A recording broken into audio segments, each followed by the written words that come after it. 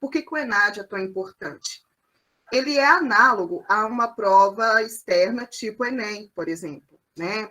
O objetivo do ENAD é verificar como que está a aprendizagem de vocês no decorrer do curso, né, dos 4 anos de curso, avaliá-los, né, com relação a habilidades e competências que vocês possuem, tanto no que concerne a domínio da teoria, tanto no que concerne a aplicabilidade, ou seja, a habilidade que vocês têm de traduzir para uma criança, seja a idade que for, né, desde a educação infantil até o 5º ano, o conteúdo, né, de modo que ela compreenda, utilizando ali os teóricos da aprendizagem, da avaliação, né, e colocando isso em prática.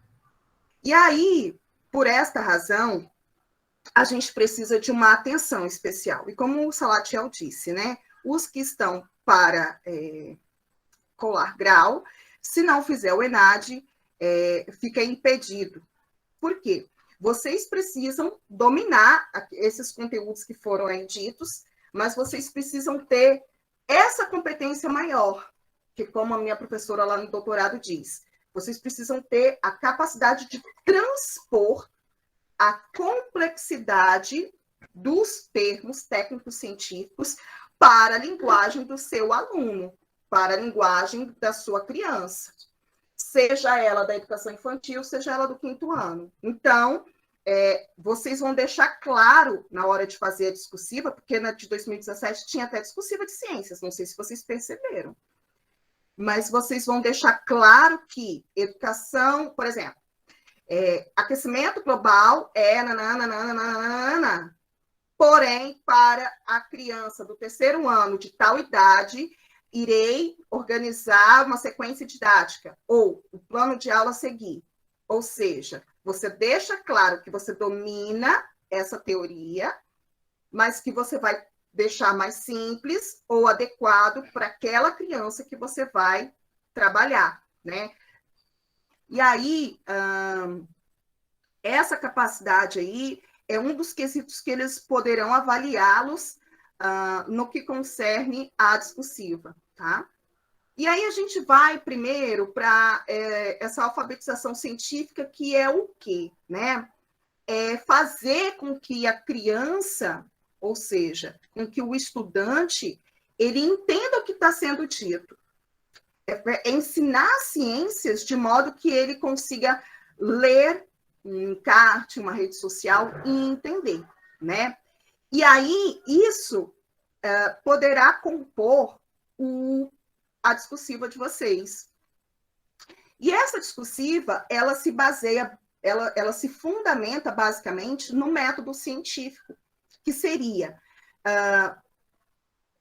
o valorizar o senso comum não é do método científico, mas é uma premissa, né, no nosso modo de educar, valorizar o que o aluno tem.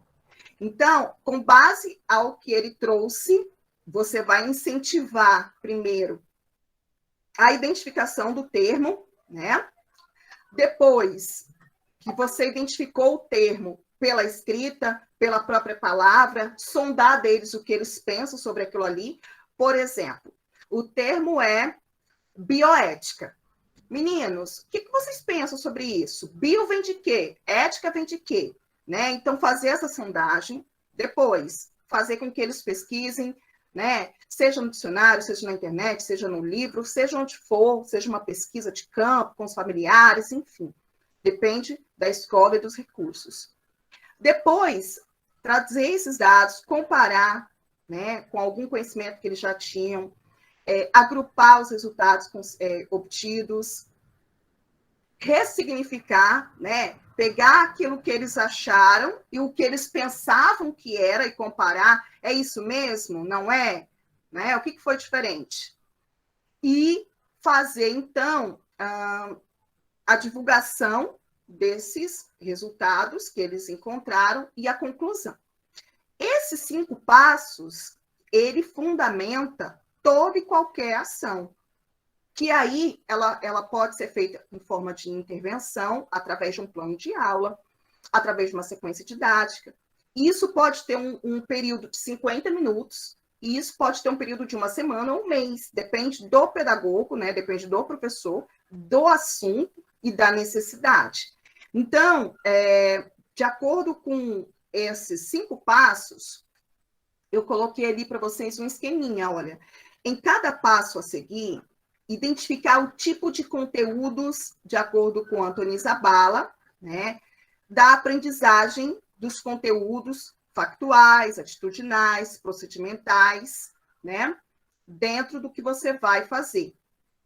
Não sei se vocês viram lá, mas teve uma questão, um caso, em que a criança confundiu celulose com...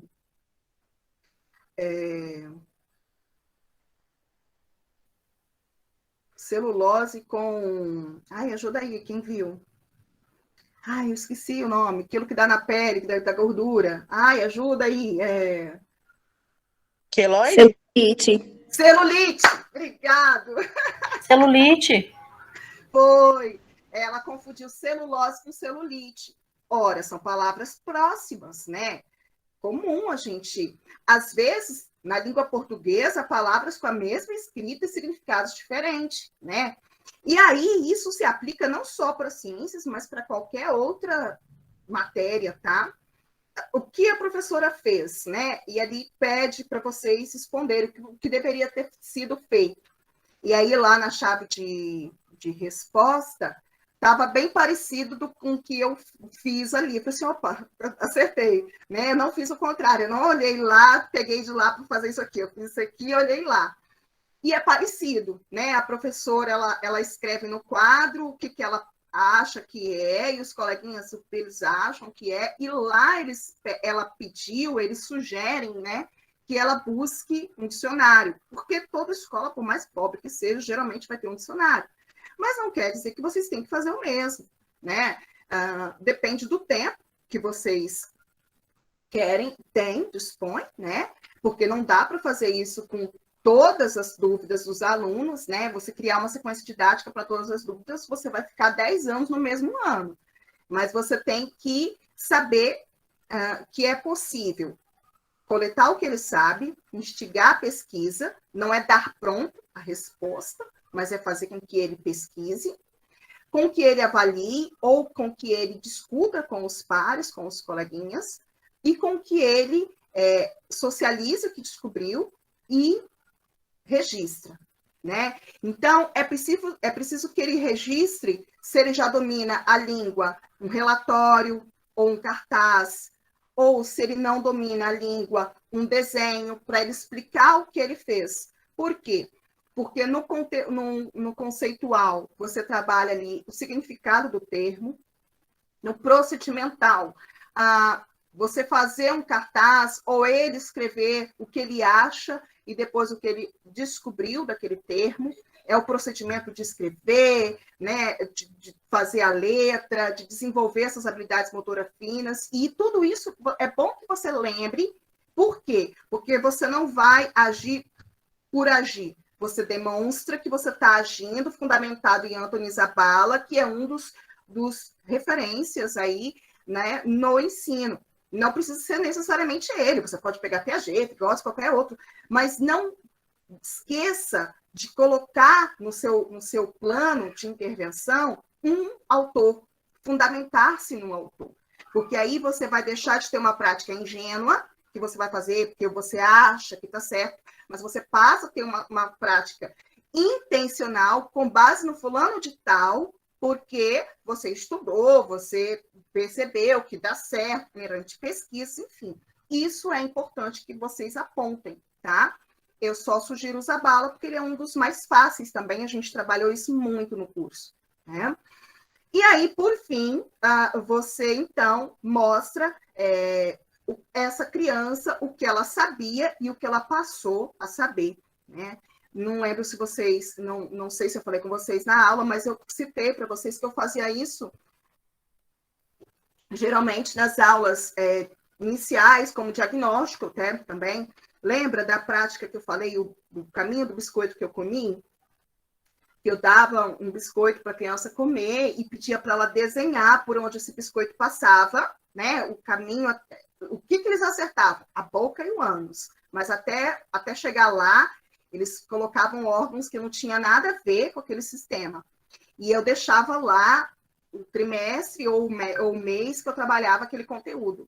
E depois eles desenhavam com base no que estudaram. E aí eles riam dos desenhos que eles faziam, né? Isso é uma forma de quê? De ressignificar. Então, essa receitinha de bolo que está aí é uma boa estratégia para você fazer uma discursiva bacana e pontuar, né, bem, porque as discursivas elas têm um peso maior, tá? Eu deixo bem claro que isso não é uma das ações, não é a única, não é a mais correta, mas o que você for fazer, você tem que deixar claro a idade da criança e o tempo que você vai utilizar para isso. Porque se você colocar lá, né, enfeitar bonito, florear demais, colocar um monte de recurso, um monte de coisa, você especifique o tempo, tá? Porque se você colocar lá 50 mil atividades em 1 hora, não faz sentido, tá? Então, assim, vou fazer uma intervenção com alunos de tal série, né? Se você quiser até caracterizar, por exemplo, alunos de uma periferia, por exemplo, trabalharia dessa forma, ou alunos de tal idade, com tanto tempo de aula, ponto. Aí você já traz quesitos para que o seu avaliador perceba se a sua ideia de intervenção condiz com a situação que está sendo ali aplicada, tá?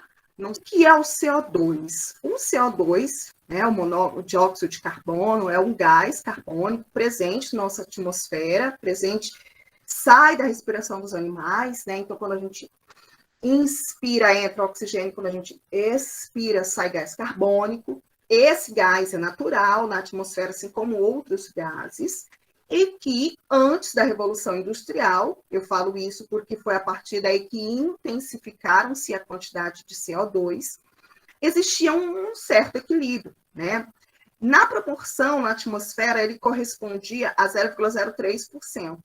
Né? Ele faz parte do metabolismo de animais e das plantas, porque as plantas verdes, assim como as algas, as plantas terrestres, as plantas aquáticas, elas absorvem o gás carbônico, né, para fazer o processo de fotossíntese, que é o meio pelo qual elas obtêm o seu alimento, né, e as plantas terrestres, elas tinham, então, esse papel de capturar esses gases, fazer a fotossíntese, né, ela dá oxigênio, mas à noite ela pega de volta. As únicas plantas que produzem o oxigênio e que não pega de volta são as algas, né? É importante dizer isso, porque já houve um tempo em que acreditava que a Amazônia era o pulmão do mundo, que jogava oxigênio, né? E que esse oxigênio chegava até aqui, até a mim, neste momento, até vocês, e não é bem isso, são as algas que produzem. Então vamos cortar todas as árvores. Não. Elas têm outros papéis muito importantes, né? Então, é um gás tóxico, é por isso que a gente joga fora, né? Quando a pessoa morre asfixiada, é porque você impede que esse gás carbônico saia do corpo desse ser humano, e ele literalmente se acumula nas células e faz com que ela exploda, literalmente, né? Ela queime, é muito calor ali liberado com esse gás ali asfixiado, né? Então, a gente tem que expelir.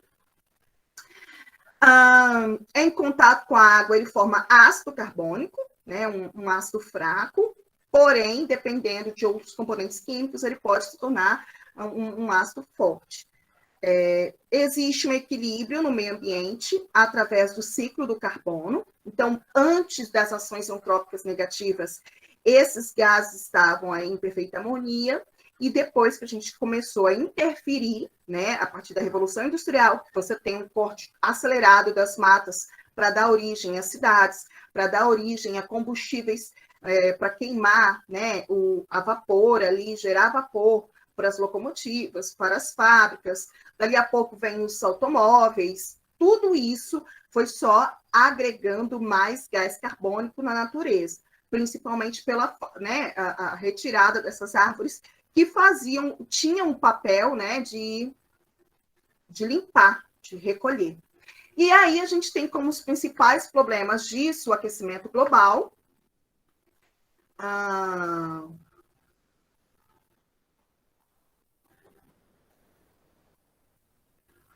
inversão térmica e a chuva ácida, né?